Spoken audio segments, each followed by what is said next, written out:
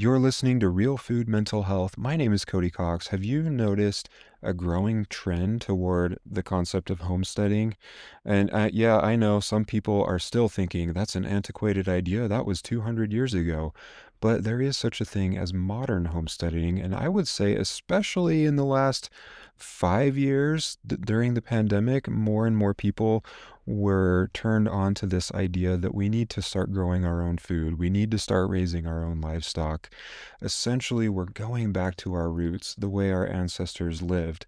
Does that mean we have to live off grid in the middle of nowhere? No, not necessarily. You can do it in a city environment. Today's guest is Megan Hall, and she is a holistic health coach and aspiring certified nutritional therapy practitioner.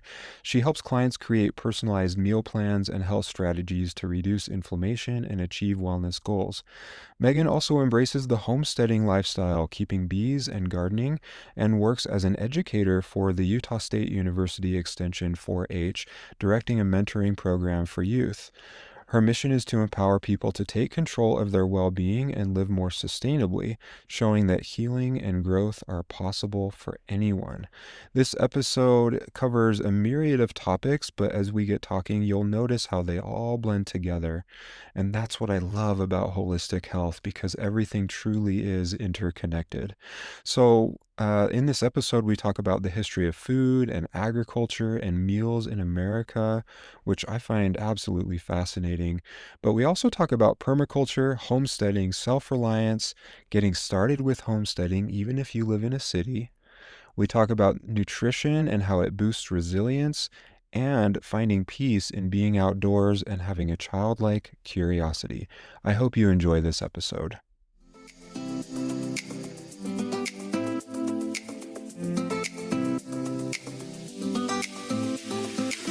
Welcome to the Real Food Mental Health Podcast, where we explore the powerful connection between mental and physical health. My name is Cody Cox, a holistic nutritional psychotherapist, and I'm here to guide you on a journey to true wellness, mind, body, and spirit. If you're tired of quick fixes and want real solutions that address the root cause, you're in the right place. Let's get started on your path to lasting wellness. Hey, welcome back to Real Food Mental Health with Cody Cox. Today I'm talking with Megan Hall. Welcome, Megan. Hi, Cody. Thanks for having me on. So tell us a little bit about your story. Yeah. Well, how I got started on this health journey was when I was about 19. I started experiencing symptoms, which at first I did not realize were symptoms. Like it was stuff like, oh, my shoulder's sore. Like I must have done something at the gym. Like nothing huge. But I was experiencing things like that for about a year where I was just having random joints get really sore and not functioning well for a couple of days and kind of go away. And then about a year into that, it started to get very severe where all of my joints were hurting all of the time. And at the climax, when it got the worst it ever got when I was 19, it was difficult for me to walk. It was difficult for me to go up and down stairs. I remember getting in the shower and I it was hard for me to bend my knee enough to get it over the lip of the tub or to like reach my arms up to wash my hair because my shoulders and my elbow joints were so swollen. Or even my jaw joint got so swollen I couldn't open my mouth all the way and chew my food very well. So it was extremely, extremely bad rheumatoid arthritis. And the first time I went to the doctor for it, um, they they immediately diagnosed it as rheumatoid arthritis and told me I should go on methotrexate, which is like a cancer drug. And it was really, really hard on my body. Like it started to make some of my hair fall out.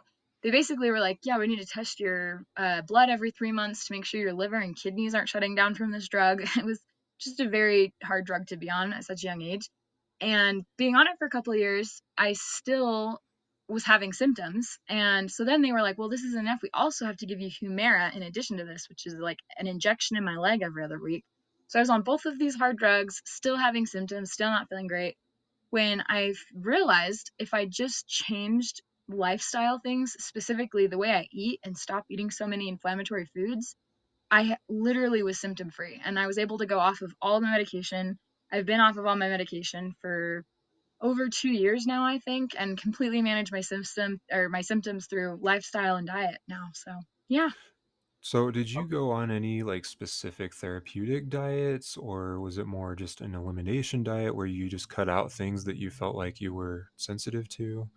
Yeah, that's a great question. I think at first it was almost sort of accidental. Like I just realized, oh, when I eat sugar, it was really, I remember the turning point for me is I remember if I ate a lot of sugar one day, I had super bad symptoms that night and that evening because, your immune system gets more active at night and in the morning. So most people with autoimmune disease will notice it flares at night and in the mornings. And I noticed that really bad after I ate sugar, and I realized, oh, if I just don't eat sugar, that helps a lot. And so then I just started to identify other things that were really triggering my symptoms, and I just started backwards. And then I found some really random things. I noticed specifically avocados and eggs and nuts. So, like things with healthy fats will make me feel really bloated and hurt my stomach. So, really Hmm. random. My body just has a hard time digesting that for some reason. Um, but other than that, yeah, just inflammatory foods were causing my arthritis symptoms. Yeah, so for many, many people, it seems like I hear a lot that people benefit from a carnivore diet. In fact, I Mm, just interviewed somebody the other day. He's so pro carnivore, and I think he has the idea that everybody should be carnivore for life. mm, But the way I see it is the reason people benefit from being on a carnivore diet is because it's just an extreme elimination diet. You're cutting out those inflammatory foods, mm, and animal foods tend to be a lot easier to digest. So you're giving your body a chance to heal the digestive organs. mhm, And in many cases, if you are having health problems like inflammation or really just kind of like any kind of disease, even mental illness, most mhm, likely it's a gut issue or a digestive mhm. issue. Yeah. And so cutting out those inflammatory foods, giving your digestive system a chance to reset itself can work wonders. However, this does not mean you should be on a carnivore or an elimination diet forever. You can Mhm. eventually introduce those foods back in.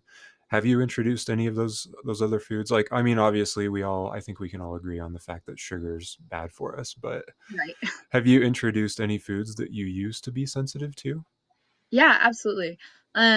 I think that's one thing I noticed is when I really detoxed my system from a lot of those things that were causing me inflammation, I was able to introduce them back, like even things like sugar, for instance. Like I can have some and it doesn't immediately cause severe symptoms that night. If it's like around Christmas and I'm consistently eating bad frequently, then I will start to notice a difference. So I think, yeah, if I was able to really thoroughly detox my system, which I know for me, I did a lot of like occasional fasts and bone broth and things like that because I had heard that just clearing your system would really help, and I found that to be true for myself. And now I eat a really high fiber diet, but I have a sister-in-law who really struggles with digestive issues, and with her, I think, yeah, what's it called, like the FODMAP diet, where you're not supposed to have a lot of fiber because Yeah, the low FODMAP diet, which essentially means you're cutting out like certain carbohydrates. right. Yeah. Yeah. Which was yeah, so anyway, it's just interesting because for me, I noticed if I have a lot of fiber and less sugar, it helps. But things I have bees, so I collect honey, and I think more natural sugars like honey in moderation, I found don't trigger my inflammation as much. So Yeah. That's actually I love the Weston A. Price Foundation, and my listeners have heard me say that many times already. But they promote eating sugars in their natural form, so, like, eating fruit if it's in season, eating honey, maple syrup, and so, I mean, there are sugars that are totally okay to eat in moderation, yeah. but For, if you've got major digestive issues or blood sugar issues especially, maybe it's worth getting away from those at least for a while until your body can reset. hmm I think a lot of it's psychological too, like, our relationship with food and the relationship we have with our bodies, and just getting in a mindset where you want to nourish yourself more. And I think that was a huge shift for me too, is just realizing how can I have a better relationship with food and my body image and things like that. And that was very transformative, I think, for my autoimmune disease as well. So you mentioned body image issues. How did you overcome that? Well, I don't know if I would use the word overcome. It's not like I'm like never had a struggle with that ever again, but I definitely have a much healthier perspective now. And I think a lot of it has just come from listening to other people with similar things talk about it. Like there's this one podcaster I really like. She's in, I think, Australia or New Zealand. And I think she's called the Nude Nutritionist. and her whole thing is about body image. And and specifically, I started listening to this podcast after I had had my first baby, and I was like just post pregnancy, and I think all moms have that same sort of struggle, right, post pregnancy, of like, oh, like, I just have all this baby fat now, and just like struggling with your identity after having a baby and your self image and things like that. And so she had this great podcast, and just talking about how can you help your child develop a healthy body image and self image and a healthy relationship with food. And listening to her podcast was very informative to me of how can I just, not put so much pressure to look a certain way or eat a certain thing, but just like be more in tune with my natural signals. Like, am I actually hungry right now? Am I full? Just listening to my body. And that was a huge shift. So, Yeah, so that's a topic that seems to come up a lot is body image issues, disordered eating. In fact, I was telling you a minute ago that I was looking at my analytics for my podcast this morning. mm. My number one episode so far is an interview I had with Abigail Barber, and we talked about holistic approaches to disordered eating. Oh, interesting. Yeah, I've had like so many more people listen to that one episode compared to any other episode. And so it Really? seems to be a hot topic. And there's a lot of like cultural nuances that I think feed into this. So, I Hmm. mean, we all are totally aware of the fact that like marketing, especially with like clothing lines, how they have skinny models, and like there's this expectation for us to be for men to be muscular, for women to be skinny, Hmm. and like these really superficial things that ultimately make us hate ourselves. Yeah. And No, so go ahead.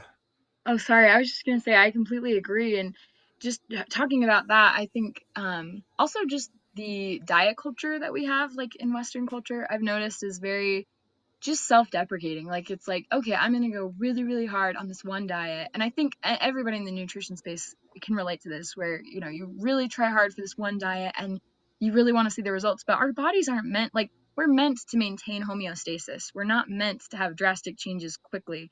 So even though you're working really, really hard at this one diet for 1 week or 2 weeks, you're not usually going to see drastic results. And for most people, not seeing those results just makes them feel worse about themselves and they feel like a failure, and then they just give up. Or like, I'm gonna do this diet, but then, oh, I ate a donut that morning. Like I should just give up and eat terrible all day. And some people end up eating worse when they're trying to be on a diet because of that mentality shift. And so I Hmm. just think that it's such a toxic part of our culture is one, yeah, thinking we have to look a certain way, and then just feeling so down on ourselves when we're not perfect at it.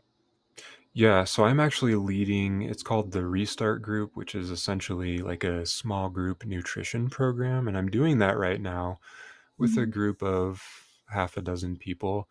And I'm doing I hesitate to call it a diet. It's more like a detox protocol just for a few weeks. I'm Hmm. doing that with them. Oh, And I cool. went to the grocery store yesterday and I was like, oh, that sounds really good, but oh, I can't eat that. And that sounds good, but I can't eat that. And then I was like, what am I doing? Like, I know better. Yeah. And one of the main themes of the Restart program actually is to be kind to yourself. Mm. It's not going to be perfect, and that's okay.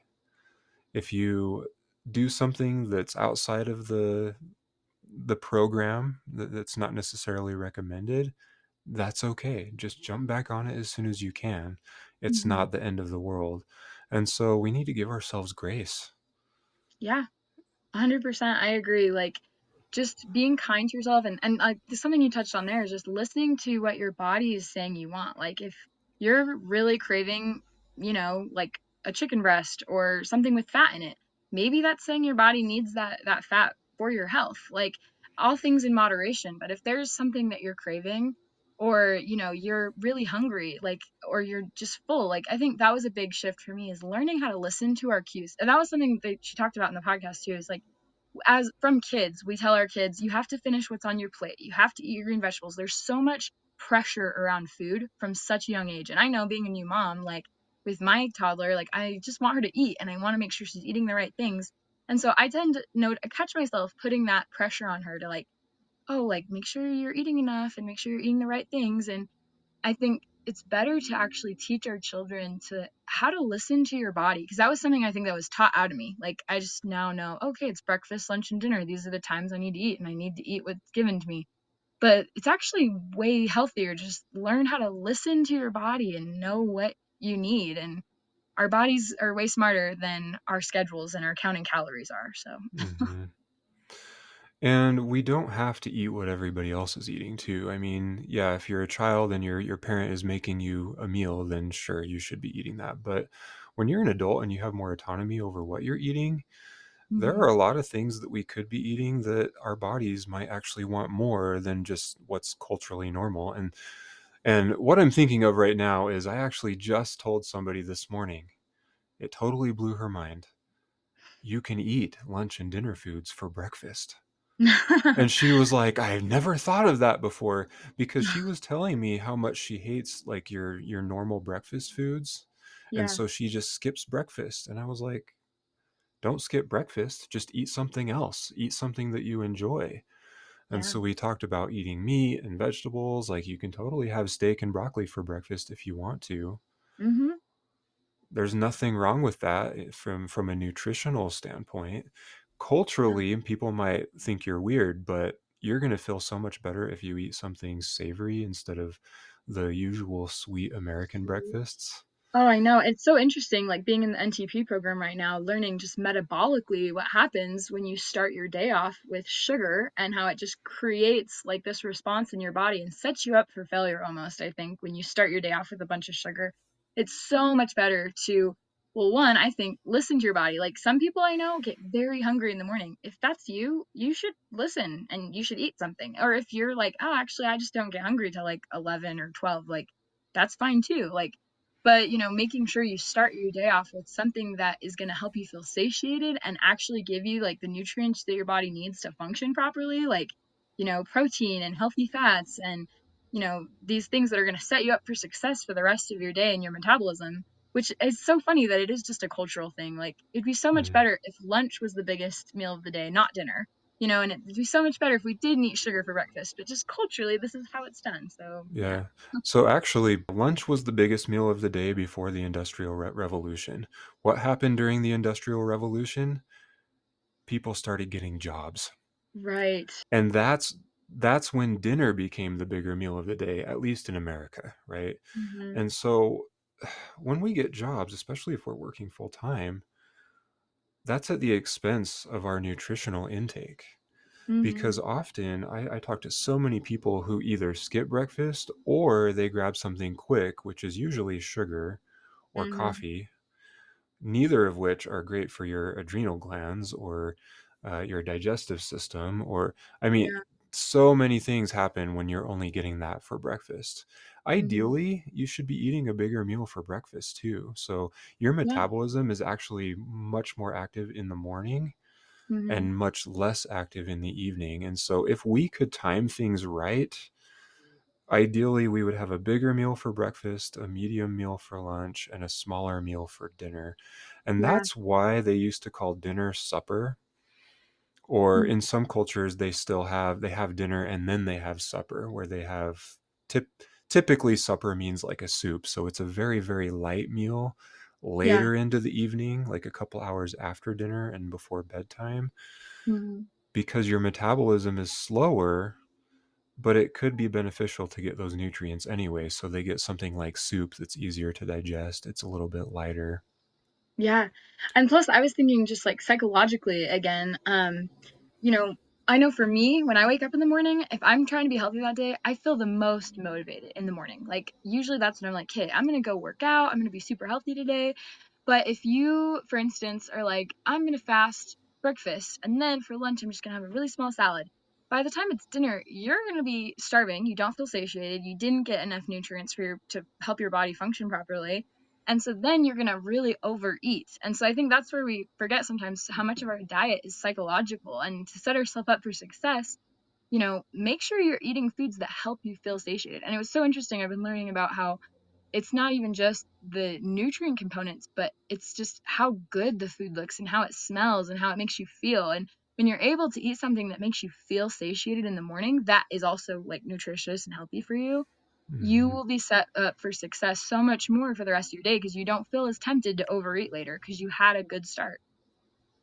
And often I find that people, I kind of want to say people undereat generally, but that's Mhm. not even entirely true. It's that we're under eating wholesome foods Mm. and we're Yeah. overeating the refined foods. Yeah. And so like I think statistically we're still mostly not getting the calories that we need in a day. Not that calories are everything, but there is some kind of a that there is some value in noticing how much you're eating. Most people still aren't really getting 2,000 calories a day, but Yeah. the bulk of the calories that they are eating are refined carbohydrates, especially Mhm. ultra processed foods. And only once in a while do they get something like vegetables or Yeah. a decent quality meat. I can't help but think about when I was in my 20s, I would go weeks or even months without getting any vegetables in my diet Mm. Yeah. because like looking back it's like I was vegetarian for a couple years. I thought I was being healthy by being vegetarian.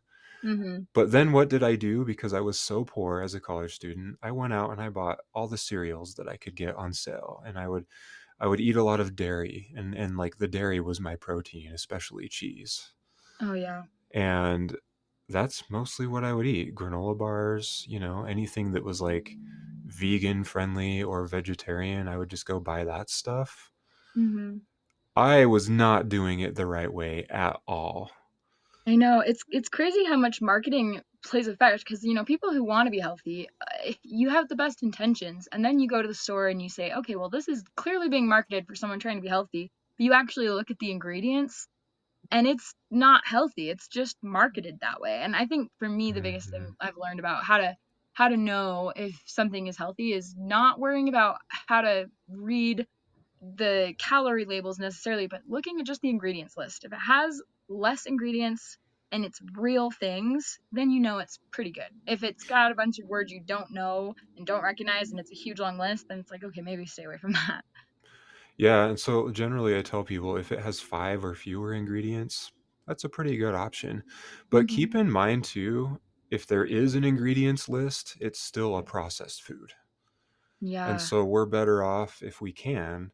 And I mean, I'm not going to lie, sometimes I eat those things. But if Yeah. we can, eat fresh fruits and fresh vegetables and Mhm. Right. appropriately raised meats. And Mhm. really, freezing is the best way to preserve food. So if you have meat and you need to preserve it, stick it in the freezer. That's okay. Mhm. And Yeah. then, I mean, freeze drying is another one that I'm not so sure about, but I think that's actually the second best preservation method. Mhm. But yeah, there are different ways that you can do this. And like, I'll eat like meat sticks from grass-fed beef. So like I still eat technically a processed food, but I try to make it as clean as I can with the fewest ingredients that I can. Yeah. And even if it has more ingredients, I'm still looking to see if it's a real food ingredient.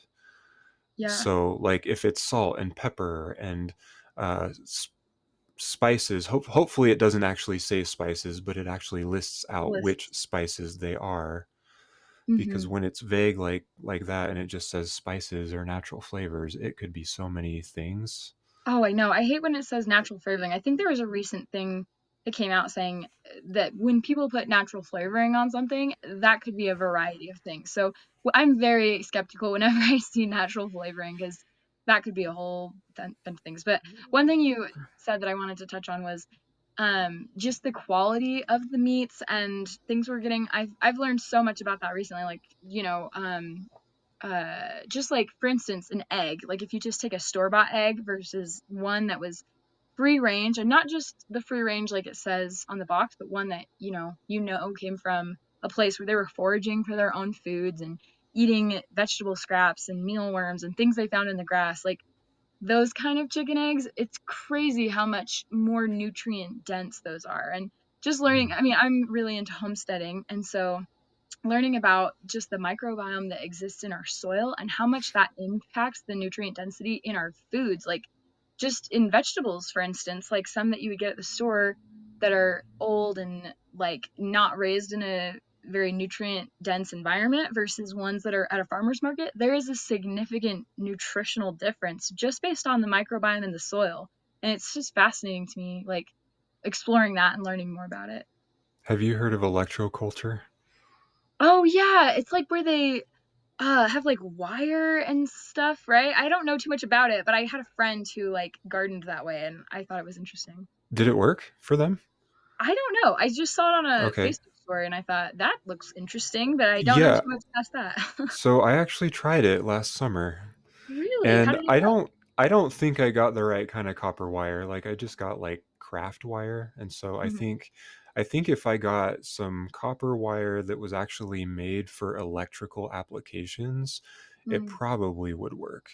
But essentially what that is you take a copper wire, you wrap it around a pole or a long stick, stick it in the ground in the middle of your garden, mhm. and the copper wire draws energy from the atmosphere and directs it into the soil to Mm, nourish the soil in an energetic way. interesting. And if you watch like YouTube videos about that, and there are blogs and stuff about it too, people have had a lot of really good success growing produce that way. Interesting. And I Yeah, was I'll like, research. last year, I just barely heard about it last year. And I was like, it's cheap enough just to try it out. I'm just going to see what happens. And like I said, I think I just had the wrong wire. Yeah. But That's fascinating. I'm definitely gonna have yeah. to try that this year in my garden. I just know I've noticed the difference because like we live in an apartment, but our landlord was nice enough to let us dig out a space in the backyard for us to start gardening. And I've just seen such a huge difference throughout the years we've been there. Like for instance, like till versus no till, you know, like when you till the soil, because it has all these layers of like microbes that live in the soil that nourish and provide different nutrients. And when you turn it up, it actually oxygenates the soil. So it kind of creates this boom cycle in the microbiota life span, but then it actually depletes a lot of the nutrients and microbiome that's living deep down in the soil. So when I first gardened, I tilled and I noticed, like I still got a decent crop yield, but I definitely wasn't as good as the next year. I didn't till, but I did this fork method where I just used it to kind of aerate and loosen the soil because it tends to clump and compact throughout the year. But I've also learned the reason it clumps and compacts is because if you leave your soil bare, that's what happens. So the best way to do that is just never leaving your soil bare. Just, planting Mm. cover crops. And, it's great because what cover crops do is they have all these great fibrous roots that goes down and deep and breaks up the soil. And then when you kill that cover crop, it just turns into more nutrients to go into the soil and these wonderful little water pathways.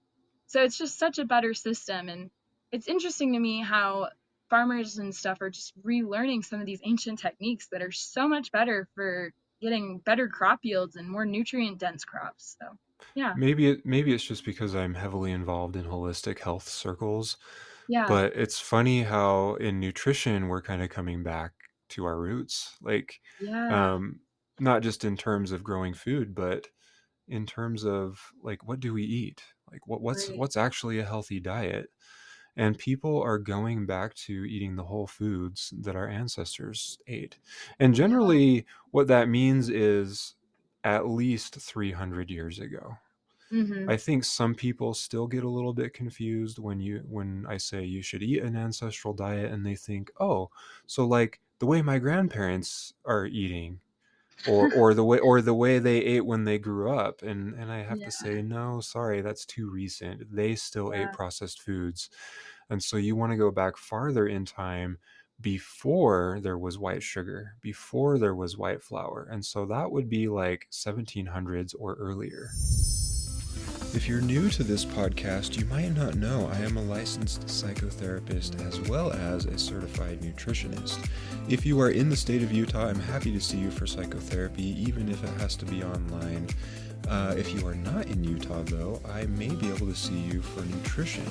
I offer a handful of services, whether it's basic psychotherapy, nutritional psychotherapy, a group nutrition program, which is actually open to anybody, regardless of where you are, or individualized nutrition, and that really depends on which state you're in. But if you want to learn more about the services that I offer, go to beavercreekwellness.com/services.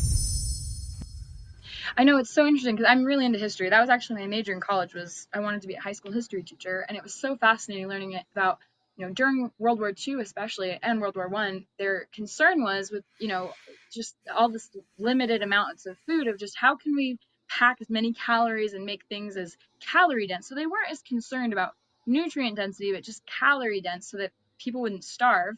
And now we're having the opposite problem where our food is very calorie dense, but it's nutrient deficient. So we're having to reverse engineer all these years of science that we put into our food to keep us full, but now we're having the opposite health problems. And it's fascinating to me to see, like, yes, population rates, like, people are, living longer, but the rates of chronic disease and illness have never been higher. And I think there's such a clear linkage of that to our food. I mean, it's almost a direct correlation of, the rise in processed foods and the rise in chronic illness and disease, and Hmm.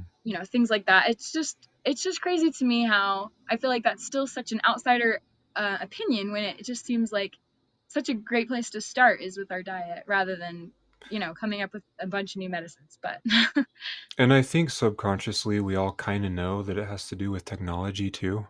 mm, Where you see this parallel. If you look into it, you'll see this strong correlation between the rise of ultra processed foods in the last several decades and the quote unquote advancement of technology and food production.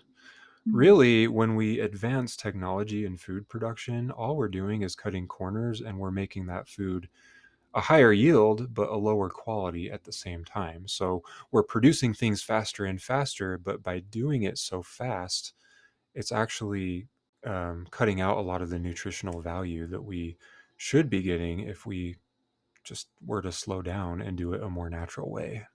absolutely. I think, kind of like going back to what we were talking about, like ancestral diet, I remember learning about, this kind of ties back into agriculture, but Native Americans, when they gardened, they had something they called the Three Sisters, which they would always plant corn, beans, and squash together. And now that we're understanding the science more of it, we understand that, beans are a legume, they replenish nitrogen in the soil. So it's like a natural fertilizer when you're able to plant legumes. And then, the corn act like a trellis for the beans to climb up. And then the squash was able to spread out its large leaves everywhere to reduce weeds. So they kind of worked in this permaculture environment of helping each Mm. other thrive and grow in the best possible way. And it was just a natural, knowledge that they had. They didn't have the science behind, oh yeah, beans produce nitrogen in the soil, and corn is a heavy nitrogen consuming plant. They just, learned this by trial and error over so many years. And I think so much of that wisdom, both in health and in agriculture, was kind of lost for a time, but we're starting to see that revival. And it's really cool to see, especially as someone who likes history. Mm. It's funny that you brought up permaculture. I feel like we're on the same wavelength because I was just about to start talking about that too. Really. What got you into homesteading originally? Yeah, well, I think actually, as a child, I've always loved growing things. I just have always had such an affinity with nature, which is funny because I grew up in like Salt Lake City area. So I actually grew up mostly living in a different apartment complexes, and we would move apartment complexes somewhat frequently. But I have an early memory of when I was like, I don't know, maybe 9 or 10 or something, and I found this old bookshelf that was out by a dumpster at our apartment complex, but it wasn't super big. And so I lugged it up to our second floor apartment and put it on the balcony and filled it with dirt and made it into like a planter box and just started planting things. And I have just Nice. always loved gardening. Even when I lived in a tiny little apartment and all we had was this little balcony, I just filled up an old bookshelf full of dirt and planted seeds because I've just always really loved that. And so, as soon as I was able to start planting things, like, whether it was in my parents' garden when I was younger, when we moved into a house eventually, or ever since I got married and we have our own apartment, that's always been very important to me. Like, I'm so glad our landlord allowed us to have a garden because it's a huge priority for me. So, And I'm sure listeners are wondering, like, when are you going to talk about mental health? This is where we're going to talk about mental health because I think as we start homesteading, essentially what that means is self reliance.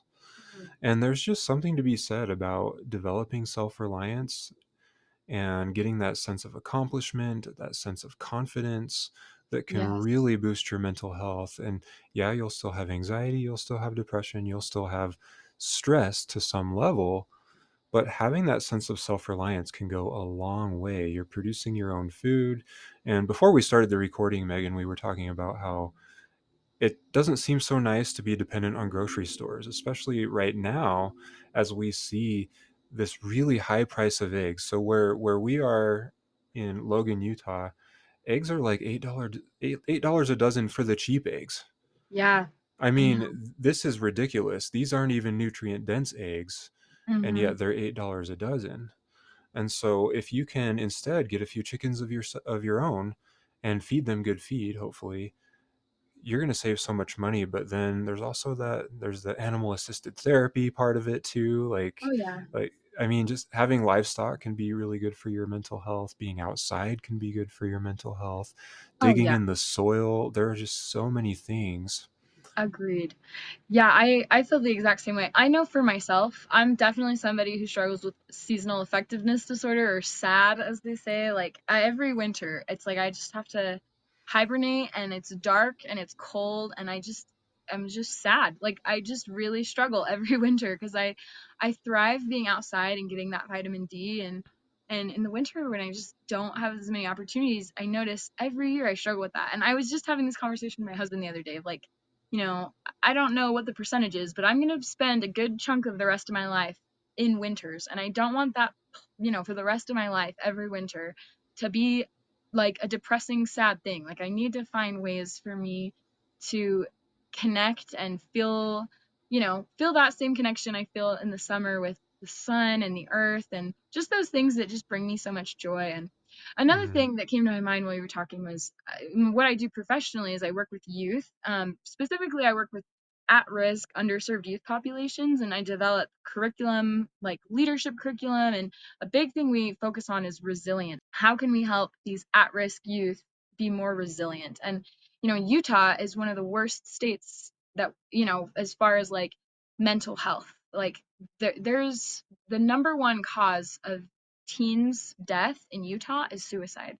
And it's so disturbing to me to know that there's such a huge problem for mental health, especially in our youth, and how can we increase that resiliency? So that's a huge part of what I do for my job is thinking of ways that we can help create resilient youth. And I think a big part of that, like you said, is being more self-reliant and self-sufficient and feeling enough confidence in yourself that you know how to take care of this animal and you know how to grow something. And just the confidence and the joy that that brings you is something I don't know how to measure it, but it's really impactful. yeah. I would say also just nutrition can Oh really yeah. boost a person's resilience. And so, like, I mean, I've had so many people who come to me for therapy. They're not very resilient, but I know very well, like, if I could just get them to eat whole foods, they're going to be so much better. And it's a struggle for a lot of people because those Oreos are very appealing. Mhm. Or that candy or the cereals or the breads, very, very appealing because it's a quick fix of energy that people want because they're suffering from chronic fatigue, and most of us don't even know it Yeah. until we start eating those whole foods and we start feeling better. For sure. And I think a big part of it is how do we make the connection? Because I know like as a youth growing up hearing like, oh yeah, like eating healthy and exercise, like that's the number one thing that'll help you with your mental health. And I think a big part of that too is social connection. I think honestly, I actually had a therapist say once, if everybody fixed like their eating and their sleeping and had social connections, then I would be completely out of a job. And I think that there's some truth to that. Like if we're able to Yeah. yeah, fix our nutrition and have proper sleep and have that social connection, which is crazy because somebody who works with youth, I see all of those trends just going downward so sharply. Like social disconnect and isolation has never been higher with youth. And sleep, I mean there's so many youth who just aren't, like teenagers especially, who are just not getting the sleep that they need. And yeah, nutrition is a big part of it too. Like if we can fix those basic pillars of health, I think people would be shocked at how much they Mm. would see the results in their mental health. And there are certainly cultural factors to that, which I'm sure we're all well aware of.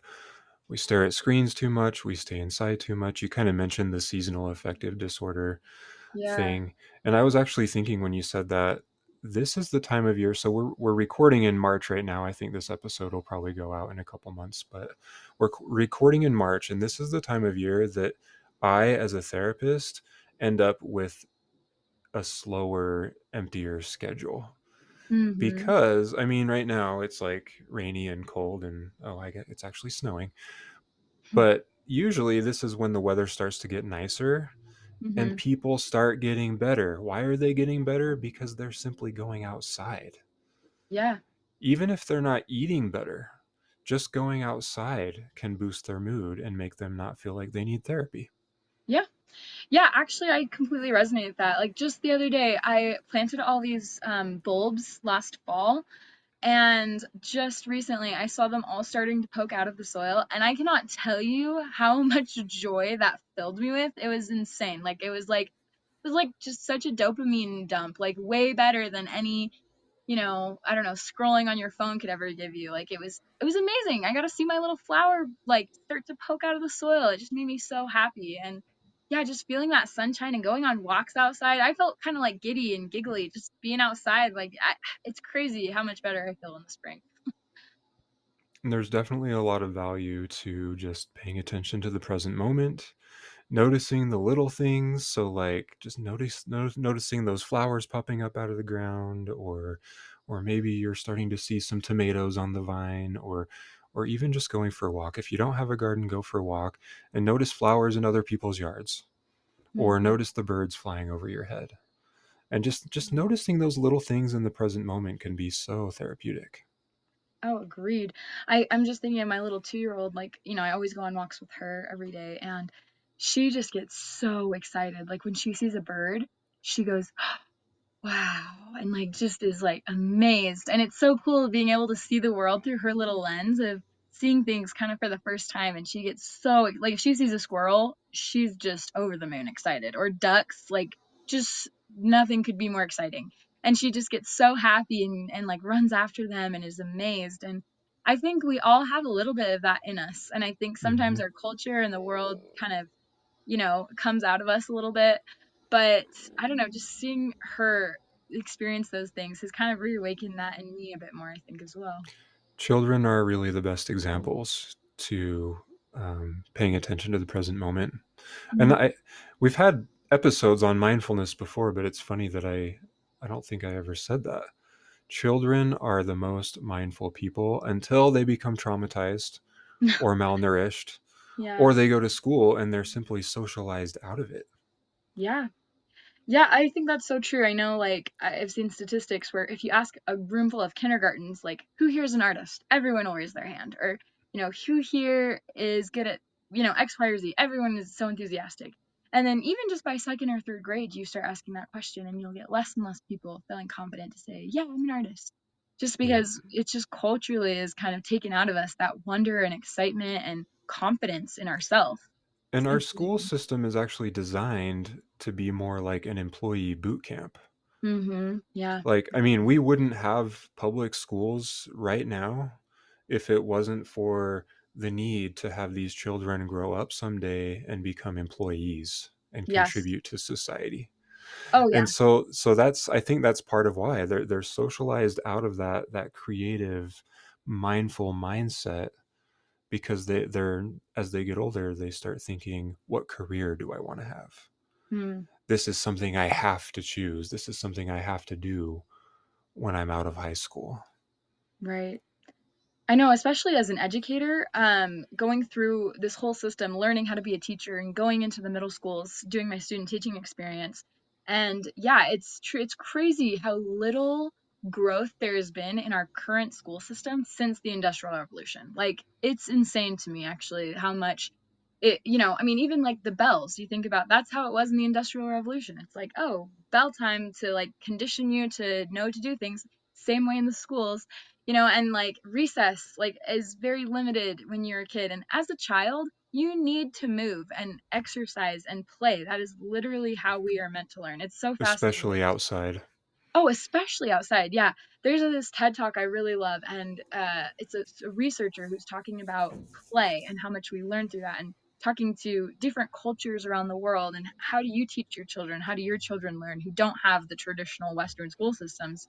And they learn through play. Or if you look at any animal in the kingdom, they learn through play. Like that's how we're meant to learn, is playing and being outside and engaging with the world around us. And that's something that's been so beaten out of our current system. And I think we're seeing that now today. Like the skills that were relevant 100 years ago, of like, you need to learn your arithmetic and your English, and that's great. But like the skills that are relevant today are more things like creativity, being intuitive and working as a team and learning how to be confident. These skills are so much more valuable, and yet they're not prioritized in our schools at all, which is crazy to me. So there are a lot of things that I think we should go back to as far as doing what our ancestors did. But Yeah. that can be very hard for a lot of people if we're in school, we have full-time jobs. What are some ways that people can get started if they're not really doing that stuff right now and maybe they don't have a yard? Yeah, no, I'm glad you asked me that, because we were just talking earlier how right now my husband and I, we live in a little basement apartment of a house right by Utah State University campus. He's still finishing up his degree. And yeah, we just rent. And luckily I was thankful that I found a place we could rent that has a little backyard, and our landlord was willing to let us dig up a piece of it. But even like I said, my first garden was, I was in an apartment and I literally found a dumpster bookshelf and filled it with dirt on our balcony. Like there's always things you can do, even if you start with just one simple potted plant and you're trying to grow a little, string of peas. Like you can grow way more. And even just having those simple experiences, and you might think, oh, like I want to have a huge farm. Like I just shouldn't even start now. I don't have the resources. You can start small. Like really just having a few potted plants. Like think about, I know so many people are like, oh, I'm a plant mom and I'm obsessed with plants. And I'm totally that person too. I love having house plants. But if you don't have the resources of a backyard, try planting some edible things. Like peas are a great one you can do it, in your windows. Or um there's lots of options of things you can grow inside to start to be self-sufficient. And or even if let's say you don't have the resources to grow that much food, learning to just cook more self-sufficiently is such an important skill. I've known so many people who got excited and started a huge garden and grew all this food, and then they ended up not even harvesting it, and a lot of it just rotted outside because they didn't really know when and how to harvest and how to preserve. Those are all things you can do right now. You don't need to grow your own food in order to start cooking naturally and harvesting, or going to your farmer's market and learning how to cook with those ingredients. So I would say that's a great place to start. And I think ADHD or something like ADHD is definitely on the rise. Hmm. And there are many things to blame for that. But with that said, I think some people have a really hard time tending to plants because they forget to water the plant, it dies, and then they just say, "Oh, I can't take care of a plant. I kill them all the time."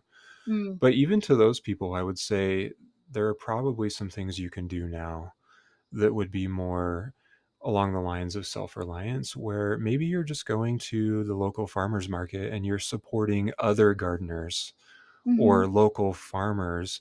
And it's like you were saying, Megan, learning to cook the food that you're getting, Mhm. because that is a skill which sadly it's mostly lost in the last couple of generations, but I think Yeah. it's also gaining traction, the idea that we need to relearn it, Oh, because yeah. people are, especially since the pandemic, people are kind of wising up and they're recognizing that we don't necessarily want to be dependent on the grocery store all the time or on restaurants all the time. Yeah. Because if we have another pandemic or a major natural disaster or something happens to where we can't access those commercial foods, Mhm. what are we going to do? The only thing we can do is either find our own food by hunting or Mhm. foraging or growing it. Yeah.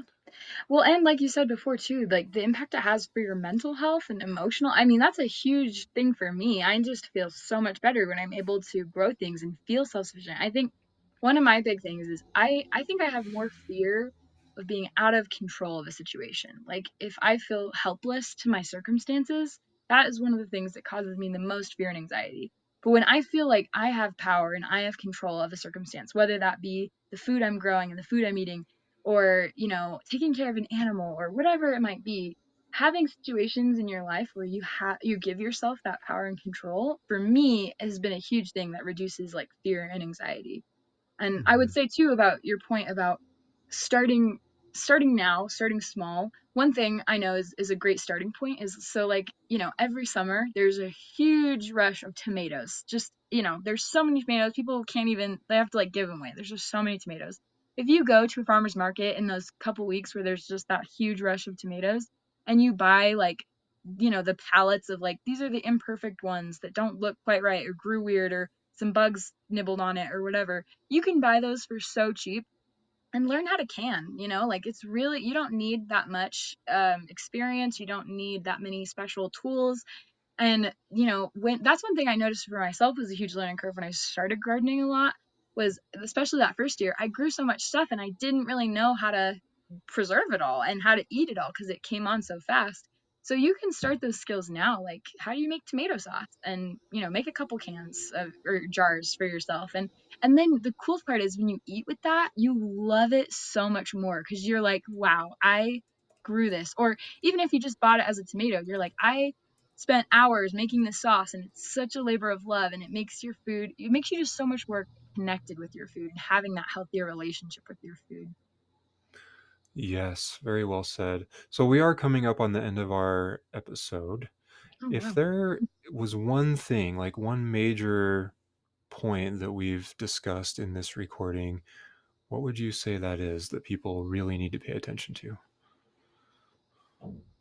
I would say don't be a victim of your circumstances. Like, take control of what you can take control of. Like, if it's winter, you can't control that. It's okay. Find things that bring you joy and give you a part of control of your life, whether that be growing something or, cooking a healthy, nutritious meal. Find things that bring you joy, and focus on those things that you can control, and don't let yourself become a victim to your circumstances, because I think that's when I've struggled the most. Yeah. One last thing, if people wanted to find you and learn more about you, where can they find you? Yeah, thank you for mentioning that. So I have a website called Heal With Me Homestead where I am going to be giving out coaching, one-on-one coaching services, and also some other resources for people who are looking to heal holistically. So, yeah. Okay, great. Thanks so much for joining me today, Megan. Okay, thank you so much, Cody. Do you have questions for me that you want me to answer on the show? Maybe you have a suggestion for a topic or even a guest that I could invite on the show. I would love to hear that. Send me a message on the Signal Messenger app. It's a free app, it's end-to-end encrypted. My username is cox.07. That's COX.07. Of course, I'm not available to have ongoing conversations via Signal, but I'd still love to hear from you. If you enjoyed this episode, make sure you leave a review. That really helps me out. And also subscribe to the show wherever you listen to your podcasts. Real Food Mental Health is intended for informational and entertainment purposes only. The information presented on this podcast is not intended to replace any medical advice, diagnosis, or treatment. While I am a healthcare provider, I am not your provider. Always seek the advice of an appropriate healthcare practitioner with any personal questions you may have regarding a medical condition. Never disregard professional medical advice or delay in seeking it because of something you have heard on this podcast. Reliance on information provided by this podcast is at your own risk.